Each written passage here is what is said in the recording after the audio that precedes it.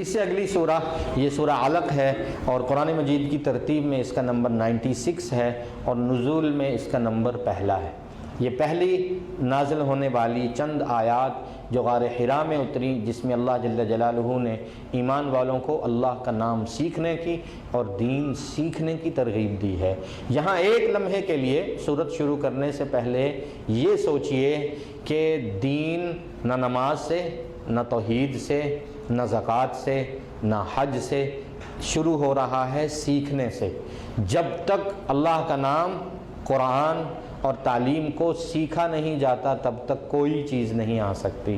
اور اس امت مسلمہ کے علم کا کیا حال ہونا چاہیے جس کی طرف اللہ جل جلالہ نے پہلی وحی کی ہے، تو اقرأ بسم ربک الذی خلق خلق الانسان من علق اقرأ وربک الاکرم الذی علم بالقلم علم الانسان ما لم يعلم، جس میں پڑھنا، جس میں سیکھنا، جس میں لکھنا، اور ابتدائی وحی میں آ رہا ہے نون والقلم، تو سارا علم اور ذرائع علم ہے۔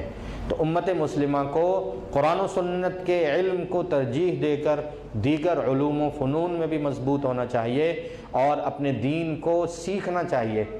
مسائل، قرآن مجید کا تدبر، فہم اور الفاظ قرآن، تجوید قرآن اور تفسیر قرآن اور علوم اور تعلیمات، ان سب کا تعلق سیکھنے سے ہے۔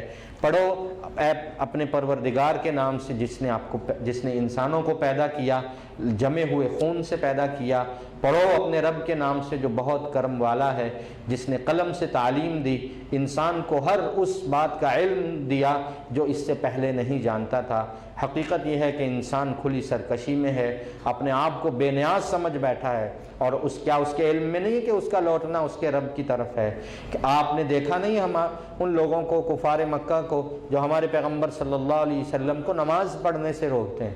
ابو جہل نے کہا تمہارا پیغمبر ہمیں نماز پڑھتا نہ دکھائی دے، دوبارہ اگر صحن حرم میں سجدہ ریز ہوں گے تو نعوذ باللہ ہم حملہ آور ہوں گے۔ اللہ جل جلالہ نے فرمایا کہ ہماری مدد، ہماری نصرت کے دروازے اپنے پیغمبر صلی اللہ علیہ وسلم کے لیے کھلے ہیں۔ حضور صلی اللہ علیہ وسلم سے فرمایا کہ آپ جائیے، آپ نماز پڑھیے، ہم آپ کے محافظ اور نگران ہیں۔ اور خود ابو جہل نے ایک مجلس میں کہا تھا کہ جب میں رسول اللہ صلی اللہ علیہ وسلم کی طرف، محمد کی طرف قدم بڑھاتا ہوں، مجھے آگ کی خندقیں نظر آتی ہیں اور فرشتے نظر آتے ہیں، لہٰذا وہ واپس چلا گیا، اور کسی کو نبی کریم صلی اللہ علیہ وسلم کے قریب آنے کی اللہ نے ہمت اور جرت نہیں دی۔ کہ آپ نے دیکھا نہیں بھلا وہ شخص جو اللہ کے لیے نماز پڑھتا ہے اور ہدایت پر قائم ہے، لوگوں کو تقوی کا حکم دیتا ہے، اور دوسری طرف وہ شخص ہے جو جھٹلانے والا اور دین سے رخ پھیرنے والا ہے، وہ جانتا نہیں کہ اللہ سب جان رہے ہیں۔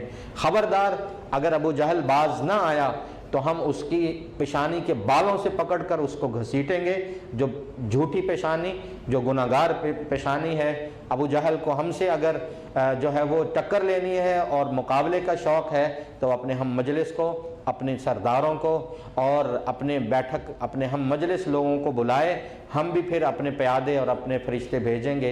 اے پیغمبر صلی اللہ علیہ وسلم، آپ بالکل اس کی باتوں کی پرواہ نہ کیجئے، سجدہ جو ہے وہ کرتے جائیے اور اللہ کا قرب پاتے جائیے۔